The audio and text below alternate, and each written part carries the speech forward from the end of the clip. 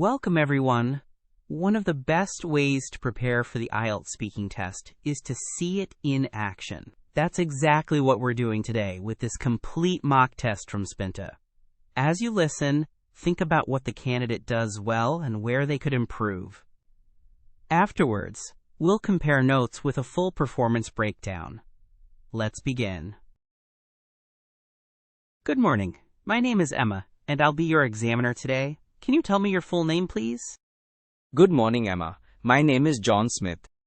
Thank you, John. And what should I call you?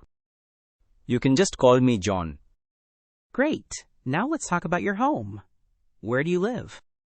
I currently live in London, in a small apartment. It's quite cozy and centrally located, which makes commuting to work very convenient. That sounds nice. How long have you lived there? I've been living in London for about 3 years now. I moved here for my job, and I've grown quite fond of the city. What do you like most about living in London? There are so many things I love about London. The diversity is incredible, and there's always something happening, whether it's cultural events, exhibitions, or simply visiting different neighborhoods. Interesting. Do you think you'd want to live in another place in the future? Possibly.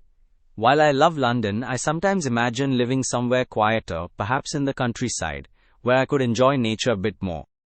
Let's move on to talking about your studies. What did you study? I studied computer science at university. It was incredibly fascinating, especially the programming and AI modules. That sounds very engaging. Why did you choose this field? I've always been curious about technology and how it shapes our lives. Computer science felt like the right path, as I've been coding since I was a teenager. Do you enjoy your work in this field? Absolutely.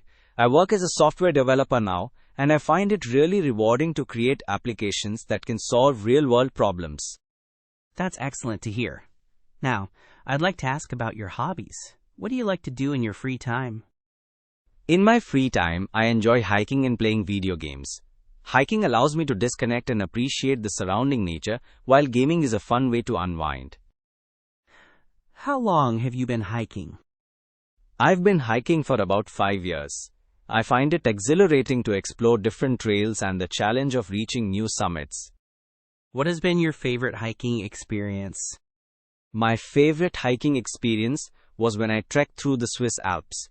The scenery was breathtaking, and standing atop a mountain felt incredibly rewarding.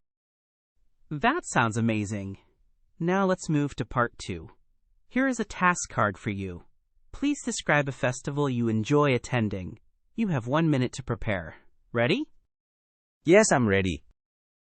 Please go ahead. One festival I truly enjoy is the Diwali festival, celebrated by many people of Indian origin, including my family. It's a festival of lights, symbolizing the victory of light over darkness. It usually takes place in October or November, depending on the lunar calendar. During this festival, homes are decorated with colorful lights and oil lamps called diyas.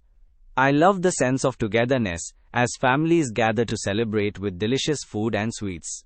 The highlight for me is the evening where we burst fireworks while exchanging gifts with friends and family. It's not just a celebration of culture, but also a reminder of the importance of love and community. I look forward to this festival every year as it holds a significant place in my heart and truly brightens my spirits. That sounds wonderful. Why do you think festivals like Diwali are important? Festivals like Diwali are essential because they help preserve cultural heritage and unite communities. They bring people together, foster strong bonds, and promote an understanding of diverse traditions. Celebrating these occasions also allows us to reflect on our values and principles, which I find very meaningful. Very insightful. Now let's discuss a few more questions related to celebrations. What do you think has changed about how people celebrate festivals over the years? I believe that celebrations have become more commercialized compared to previous decades. While technology and globalization have introduced new ways of celebrating, like virtual events, they sometimes overshadow traditional practices. For example, many people now focus more on buying expensive gifts rather than cherishing the moments spent with loved ones. That's an interesting perspective. Do you think this trend will continue in the future?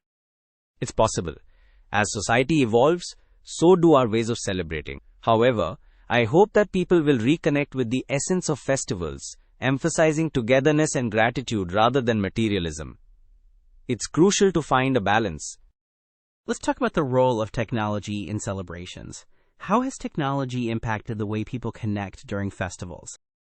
Technology has significantly changed how we connect during festivals. Social media allows people to share their experiences instantly, bridging distances. Video calls enable families separated by geography to celebrate together, which is a positive impact. However, I think it can also lead to a superficial connection, where people might feel they've celebrated something without the in-person experience. I see what you mean. What suggestions do you have for people hoping to create more meaningful celebrations?